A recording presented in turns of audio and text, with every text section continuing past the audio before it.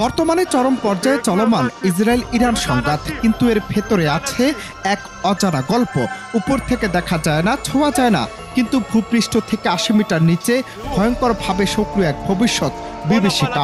ইরানের পাহাড়গেরা কুম নগরীর গোপনে গড়ে উঠেছে ফর্দ পারমাণবিক স্থাপনা। একটি সময় ছিল যখন এই স্থাপনাটির অস্তিত্ব অস্বীকার করত তেহরান, কিন্তু ২০০৯ সালে বিশ্বের কাছে ফাঁস হয় বাস্তবতা। এটি ছিল না শুধু একটি গবেষণাগার, বরং এটি এক ভয়ঙ্কর গোপন পরমাণু কেন্দ্র, যেখানে চলছে ইউরেনিয়াম সমৃদ্ধকরণের স্পর্শকাতর কার্যক্রম, যার ভয়ে বর্তমানে কাঁপছে আমেরিকা আর ইসরায়েল। তারা জানে ইরান ক্ষেপলে তারা তাদের অস্তিত্বই হারাবে, তাই তো সংঘাত।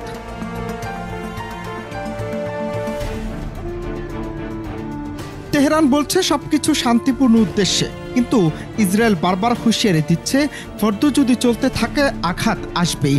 বিশ্ব রাজনীতির উত্তাল সময় ফর্দ যেন আজ সেই আগ্নেয়গিরি, যা যে কোনো সময় বিস্ফোরিত হতে পারে।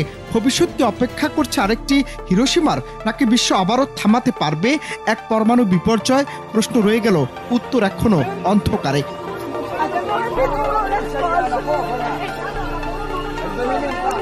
শুধু তাই নয়, ফর্দতে সেন্ট্রিফিউজ গড়ে এমন গতিতে যা মাত্র কয়েক সপ্তাহে ৬০% সমৃদ্ধ ইউরেনিয়াম তৈরি করতে সক্ষম, যা সাধারণ পরমাণু বিদ্যুৎ কেন্দ্র নয়, বরং পারমাণবিক অস্ত্র তৈরির দিকে ইঙ্গিত করে।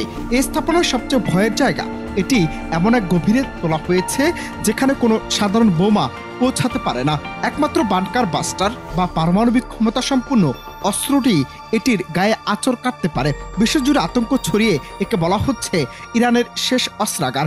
এমনটি মার্কিন গোয়েন্দা রিপোর্টও বলছে ফর্দ হচ্ছে সেই স্থান যেখানে ইরান সবচেয়ে গোপনে, সবচেয়ে দ্রুত গতিতে পারমাণবিক ভবিষ্যৎ নির্মাণ করছে।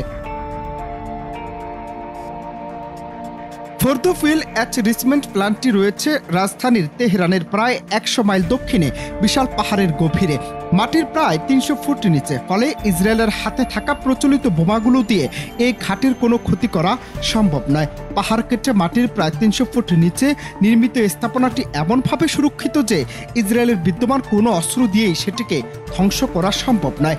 ইসরায়েল বলছে ফর্দ ধ্বংস না করা পর্যন্ত পুরো অভিযানের কোনো মানে হয় না, অথচ এটি ধ্বংসের কোনো বোমাই নেই তাদের কাছে।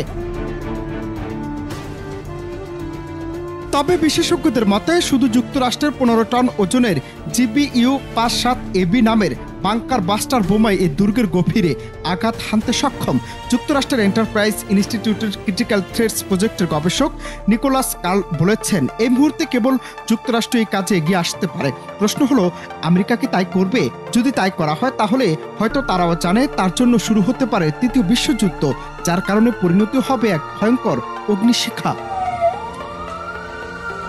অনন্ত হাসান মাসুদ, বাংলা টিভি।